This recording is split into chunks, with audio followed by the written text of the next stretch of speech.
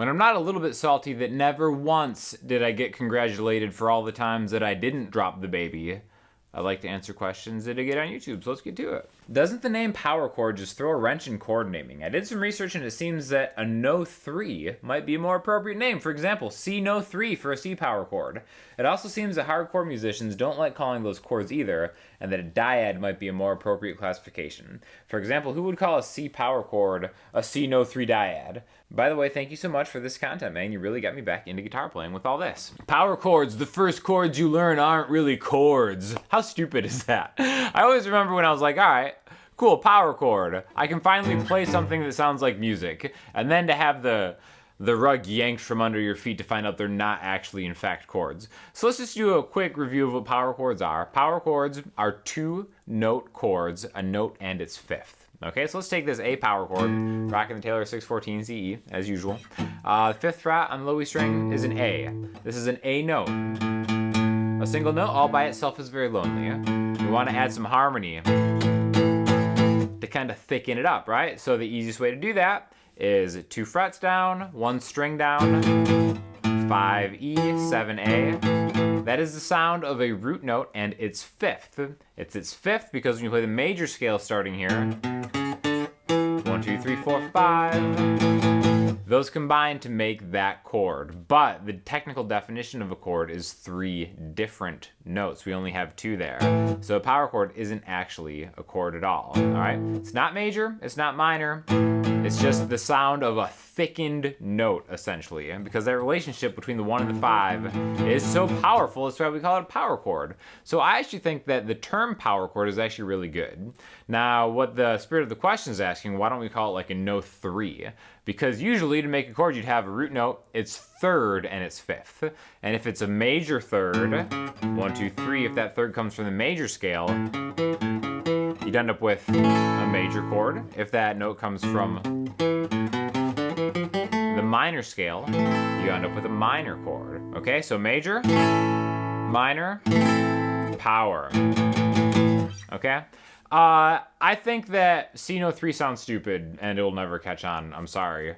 I love the question. I love that I'm helping you out, but having a no 3 chord just sounds bad. You know what? Because I'm an optimist, I don't want to add negativity. Just because it has no 3 doesn't mean it's not worthy. In fact, I'm of the camp that power chords should be chords. I think just the fact that we have a root note with something else counts as a chord in the Book of Sean, which doesn't mean anything, but that's how I think it should be.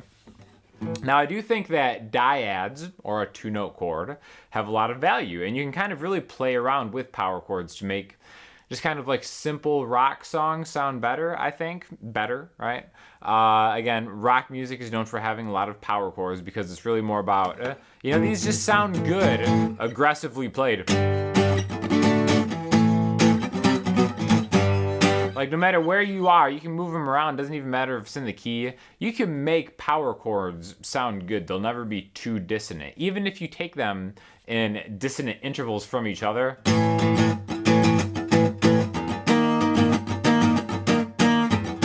That still doesn't sound so bad. And I kind of just went essentially the most dissonant interval you could do, like a tritone, one after another, right? But like I said, I think there's a lot of value to kind of like learning other notes in and around those power chords to kind of make them sound different.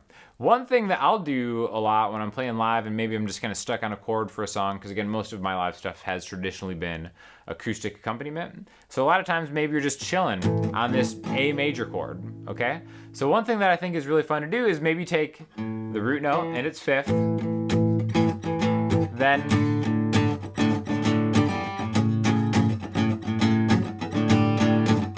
something like that, okay? So what I'm doing here is I'll start with the root note and its fifth, and then I'll transform that into the root note and its fourth, right? So now it's 5E and 5A. In fact, you could actually see this as a D power chord, because everybody always likes to play that power chord where it's root note and the fifth above it, but what gets slapped on all the time is when you take the fifth below it. So 5E and 5A, if we think of 5A being your root note and grabbing its fifth, but the octave under that, that's a D power chord, okay? So again, I'm not really thinking of that when I do this.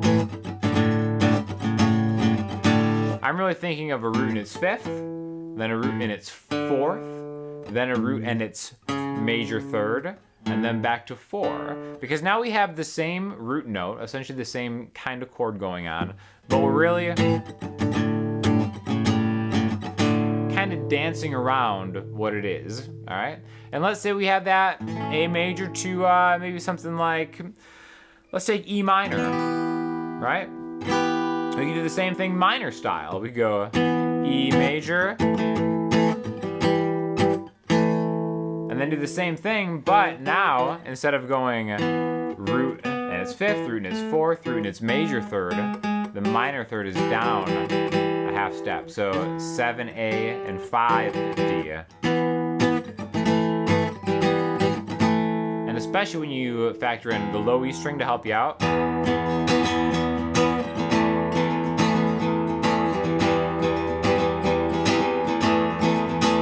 That's kind of a cool way just to play E minor, essentially. E power chord, right? So again, there's a lot that you can do with power chords. I think the naming generally is fine, but also let's stop this stupid chord gatekeeping and allow power chords the rightful spot at the table that they have always deserved.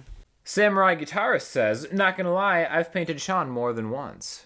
Why would another super famous YouTuber be painting me, you ask? Because I just posted a video a couple days ago that I think is probably one of my most hilarious videos. If you guys missed that, definitely watch it. It's one of the shorter ones.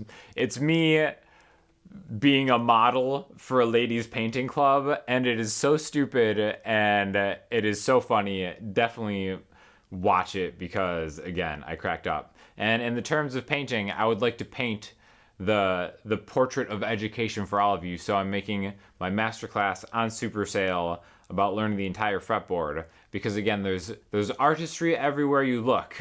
So make sure to click that in the link below and show some love. On your opinion, what's the best mic for a reasonable price? So reasonable is relative, right? I do want to say that the best mic for the super inexpensive ones that I've used personally, and I'm talking about anything maybe less than $300, is for sure probably that Blue Ember. It's $100. We did a video maybe like a year or so ago on it where we tracked an entire original song with it. I'll find it and I'll link that below too, because I think it turned out great. You know, it's a $100 mic. It's not, is it as good as maybe like the Audio-Technica 804050 that I use for like a lot of my videos? You know, whatever. I don't know. It works. The song sounds great. It's $100. There's absolutely no excuse to not get into recording music now. So definitely, if you're in the market for something, or if you're thinking about like, I kind of want to get into it, $100. That and an interface and whatever computer, and you're good to go. So no excuses. Get recording music because it's a lot of fun.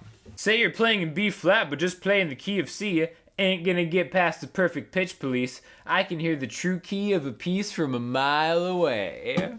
So this is on a piano video I posted where I said a good way to act fancy when they can't see your fingers is to say you're playing in B flat but actually play in the key of C. I also would like to say that the perfect pitch police are the least intimidating police force on the face of planet Earth. Look out, here comes the perfect pitch police. Thanks for the info. I already checked the spa music. It's great. I tested it with the power nap the other day. It works. A good alternative to Soma FM that I use a lot for this purpose. Time for the weekly plug for our spa music that we've been posting on SoundCloud and getting a lot of great responses to. So definitely, I'm super stoked about making more spa music, because again, it's just what I personally need in the world, and I'm glad that other people are also kind of like vibing on it. So definitely check that out if you're interested. You all disrespect the true nature of jazz. Disgusting, in my opinion. Is there anything more disgusting than disrespecting the true nature of jazz? What is the true nature of jazz?